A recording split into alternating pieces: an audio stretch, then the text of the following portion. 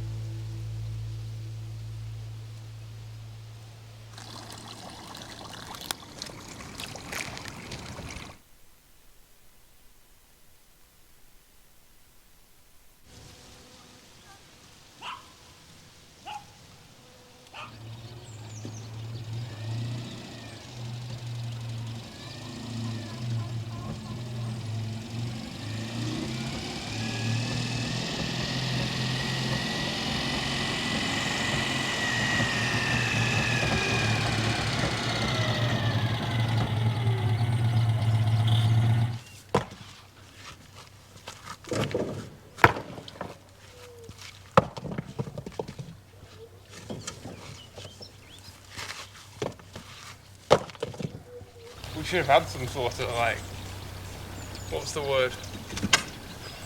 Organisation, shouldn't we? Big stones, little stones, medium stones.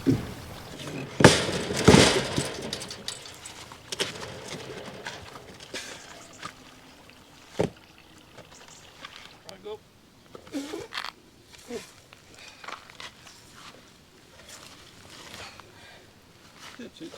Oh, this t-shirt's clean on. It was clean while it lasted.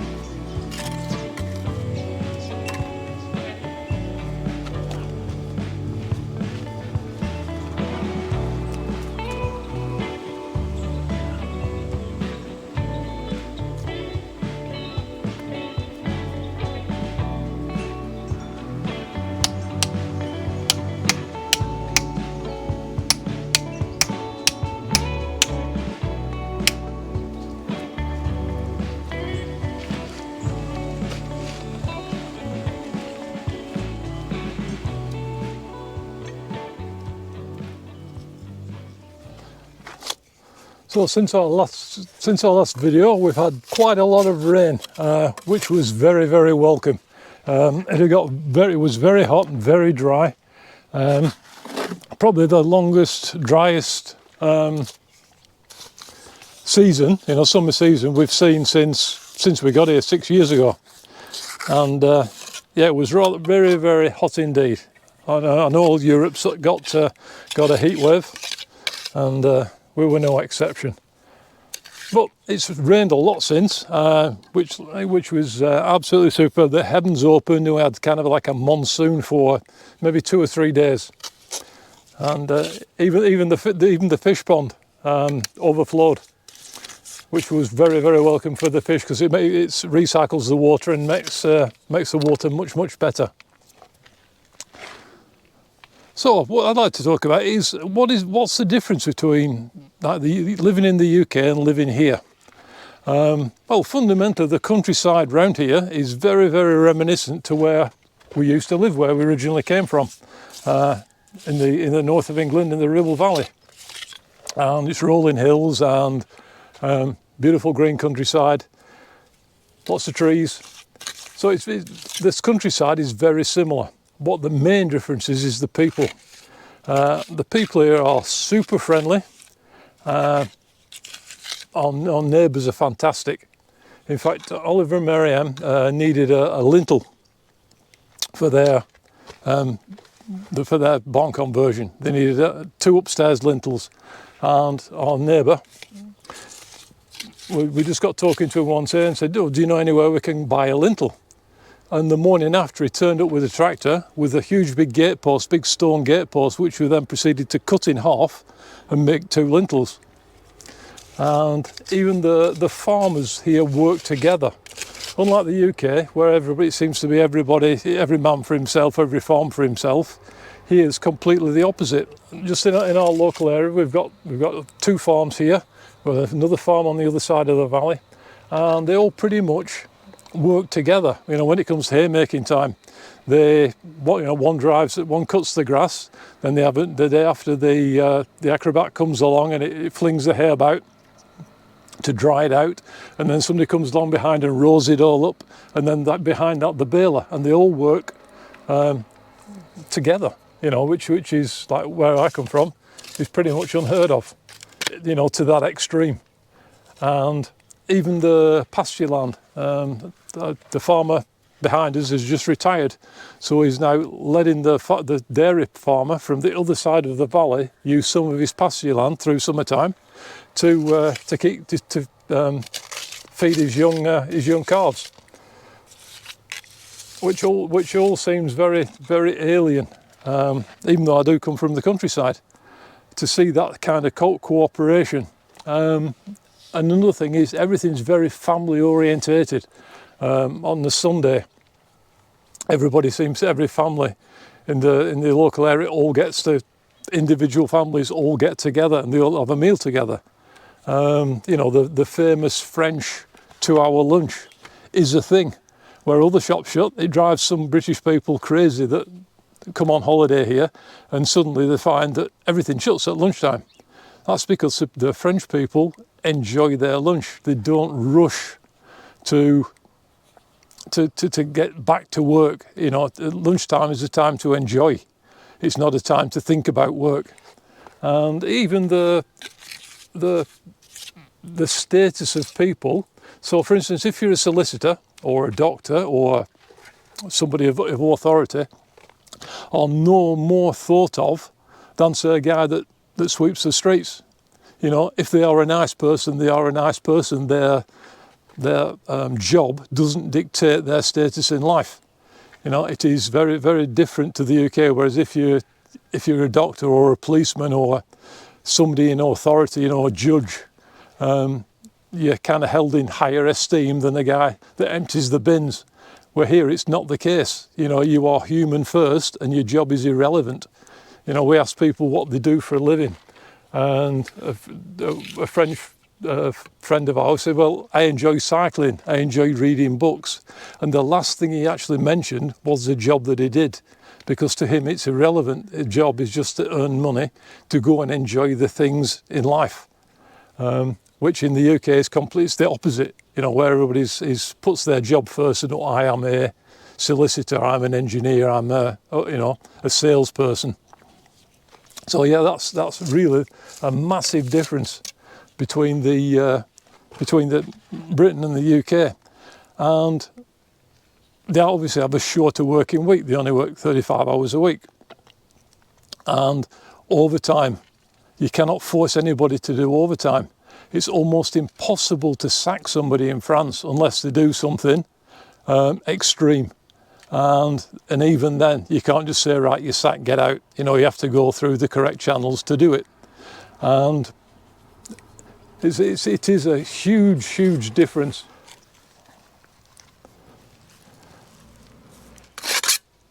And another thing is, we've hardly seen any.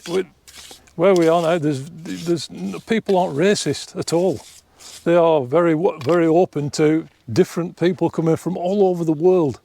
You know, there's lots of Americans now coming to live in France because they are obviously not too happy with the political situation in America, and they are far better off living in France than they could ever be living in America. You know, the health service is better, everything is better, and even you can say, oh well, you know, the productivity of France is better than it is in America. It's better than it is in the UK. You know, before I left England, I worked 7 nights a week, 12-hour nights for an awful long time. And basically I missed my kids growing up, which wouldn't be allowed in France. So it's a very, very different way of life, and it's far superior.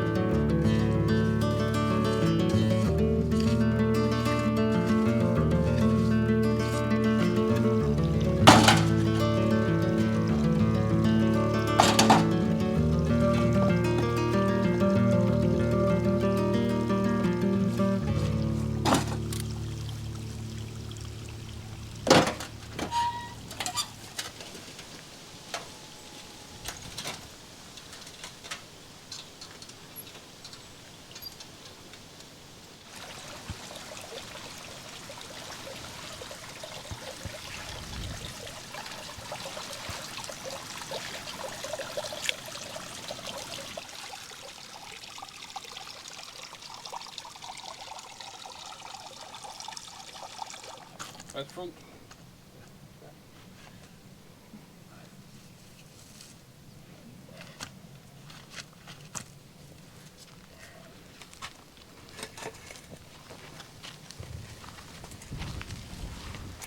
To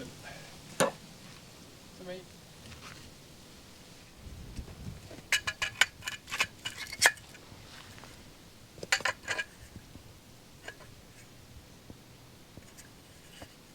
I've decided to go up another level to make this a little bit taller. Because the road slopes that way down, when we come to the other side of the wall, if we get the two tops level, this wall looks a little bit short. The gates fit, well, will fit, but it still looks a little bit different to the walls at the front.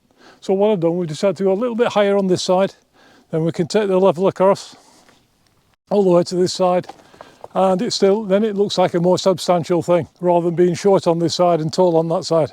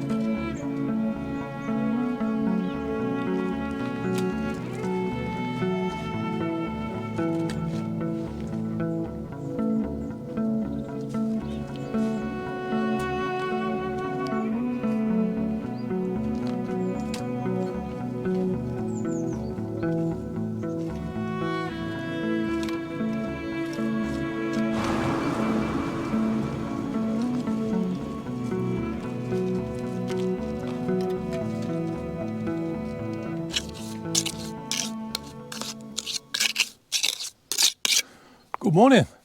This is a couple of days later. I needed time to let this part of the wall, the cement, to go off, because obviously keep piling weight on and piling more and more on top doesn't make it very stable until it's actually the cement's actually set. And as I've said in previous videos, I'm raking back the joints so we can lime mortar all the pointing. That way it blends in with the house completely. We've already lime mortared the front of the house. In a later episode we'll be finishing off the back. We've done the first 2 meters at the back, but we've got the rest of the barn and Oliver and Miriam's house to point. So that's something to look forward to if that's your thing. It's all very, very necessary. So yeah, I'll crack on and see if we can get this finished today, because obviously we've finished the front, I've finished the other side of this wall, and we've got another maybe metre to go. I've already made the other side taller because obviously the road slopes away slightly downhill, so we need to make that side taller so that when we build this up it becomes then level without leaving this too short. So it's looking good so far. And it's a beautiful morning. It's around 21, 22 degrees. There's just a gentle breeze and we've got sunshine and cloud all day, which is perfect conditions to work in. I've got a jumper on, but I'm a little bit too warm. So yeah, I'll crack on and see if we can get this thing finished. I can't wait to get the gates on and get it all matchy. You know, the front entrance, and this will be the rear entrance. And as I said before, with all that to dig away, so we can put a carport in, big enough for 5, maybe 6 cars. So then we'll have perfect parking. The cars can be around the back, and we'll have the whole front garden to ourselves without cars being in the way. Oh, look at that. Perfect fit.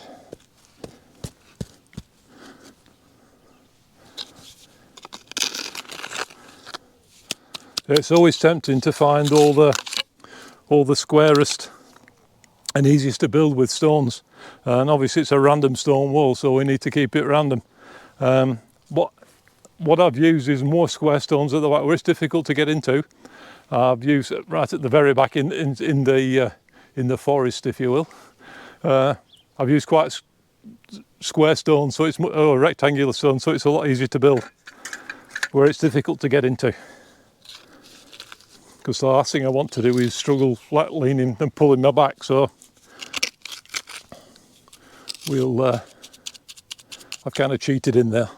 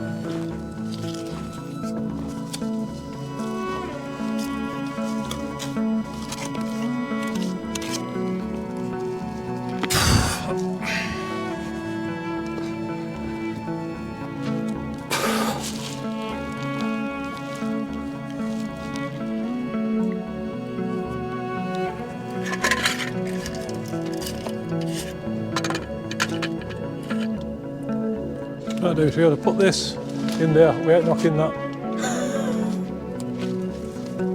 Can I give it microphone and then I don't crush it? Yeah, they don't eat chest.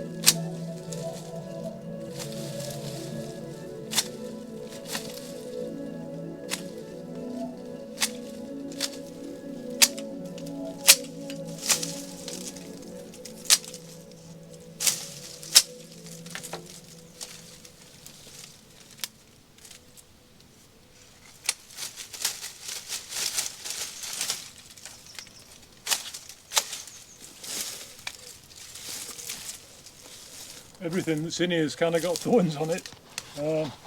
Even this is, I don't know what it is. This is kind of a bushy shrub. Oh, it's a sloe.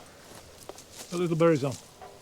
So even the sloes have got thorns on, which is ideal for keeping the dog in, but not so good when you're trying to build a wall. And of course we've got these brambles that work their way through everywhere.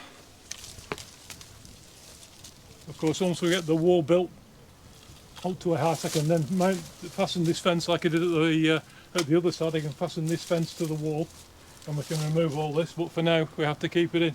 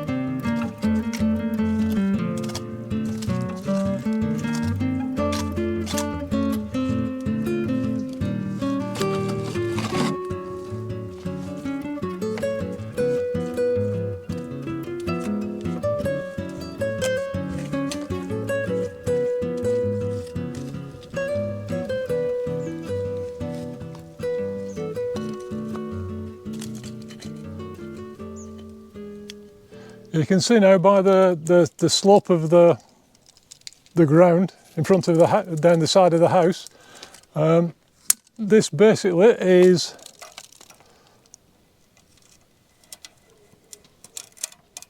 level, so it's only 60 millimeters. But look at the difference in the height of the wall. So I just need to build this one up a little bit more. What I think I'll do, I'll make it slightly higher on this side, but I won't need to build much onto the wall behind it to make it look right. Yeah, so it's a good job I built the wall up at that side higher. Otherwise it would have looked really quite odd.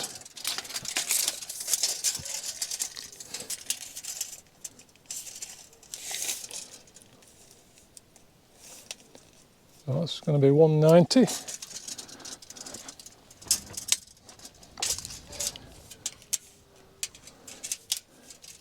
And 190, so yeah, it's not that big a difference because I've dug down to get the level, because obviously I've got to put the stones in along this bottom edge, so I'll need to dig down. I've got a level there this is where the top of the stone will come to. So I've got to dig down, that'll be the top of the stone, and I've got to take it along level, and that'll make us a really nice nice base, just like we have at the front, to put the pin in to stop the gates coming open, and make a good entrance way to drive over. And then obviously we can take all this area, we can level all this area off, and then we've got to dig back all the way back, a huge amount of digging to do. Right back to further than the bench, all the way across and then all the way out. So yeah, we have a tremendous amount of work to do, but this is a really good start. It makes a fantastic entrance with the two sets of gates, and I think it'll look really nice and set the property off really well.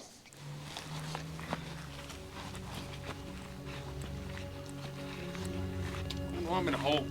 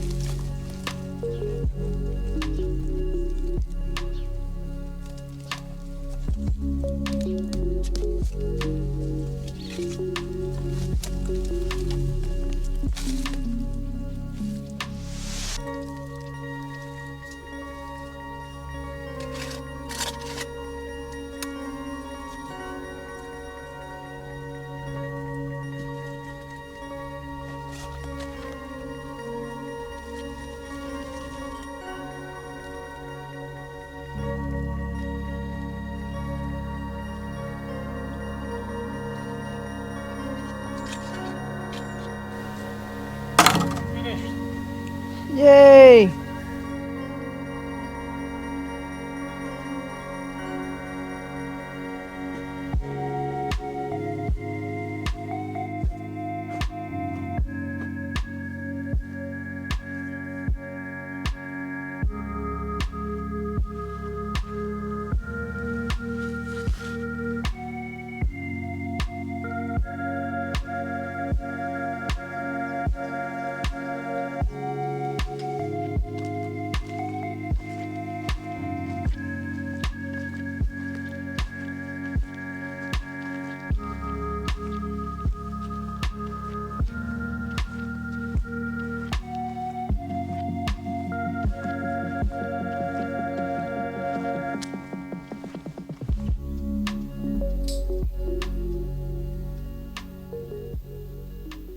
So there we have it, we've got our two walls built. I think it makes a really nice entrance. Now in the next episode I'll be digging out the base, putting in the base stones and hopefully fitting the gates. I can't wait for that. It feels like it's been a long time coming. But if you enjoy these videos, please feel free to subscribe. And while you're there, might as well give us a like. The little icon with the thumbs up, if you click that, it gives us a like. So thank you all for watching. Remember, make a life, not just a living. And we'll see you all in the next episode. Bye bye.